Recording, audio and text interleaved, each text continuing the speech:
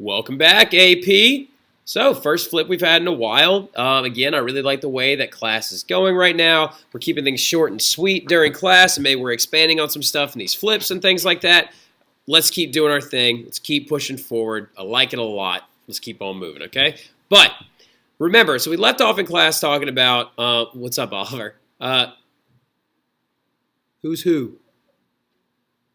I'm flipping. Go away. Oh, no, it's Oliver Lilly, my bad. So anyway, we were talking about the dual revolution, right? The fusion of economic and political reform and how that's going to bring up this giant liberal versus conservative regime problem in Europe, right? The rise of the isms is also coming up. You got liberalism, nationalism, socialism, also rising up in this chapter, right? So that was all kind of getting into exactly what we're talking about.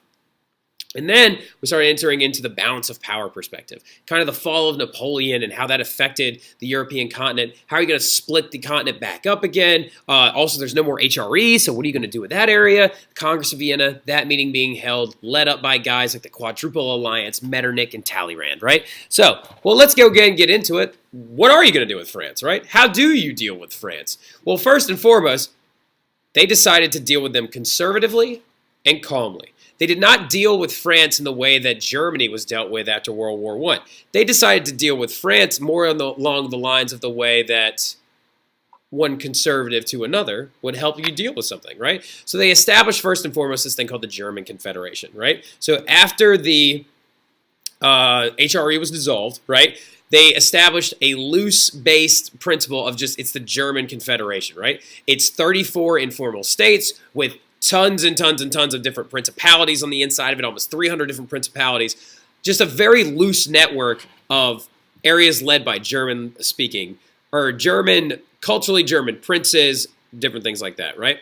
So they established this thing called the German Confederation. It's that area in so you see the green of Prussia right there, that light white area right there in the middle. That's the German Confederation. So also, next thing, they're going to reinstate the conservative Bourbon dynasty in France. First guy they're going to bring back is Louis XVIII. That's actually one of the brothers of Louis XVI.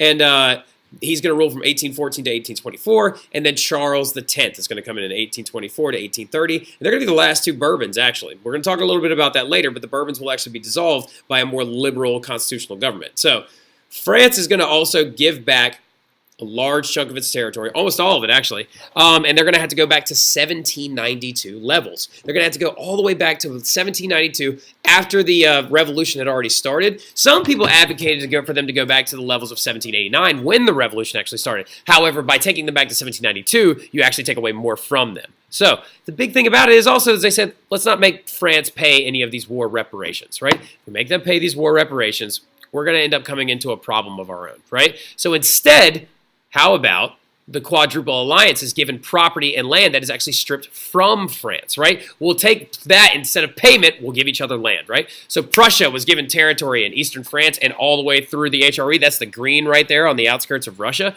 And they were called the Sentinel on the Rhine. They were kind of the protection force that would watch over France and make sure that they didn't step out of line again. Talleyrand was a big fan of this. He was like, it's fine, cool, do what you got to do. Austria is going to give up huge gain, or is given huge gains in northern Italy and throughout the HRE, expanding to some of their biggest and baddest they had ever been. They still also, by this time, owned what is now Croatia. They owned Hungary, Serbia, all these other different areas, very large areas in their Austrian Empire.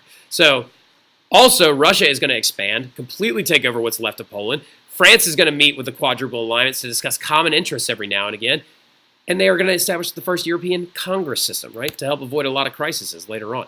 So, intervention and repression. The key to this whole concept is the fact that intervening in the sense of preventing liberal governments from rising up, right? So Metternich is going to seek for Prussia, Russia, and Austria to uphold conservative values in Europe, okay?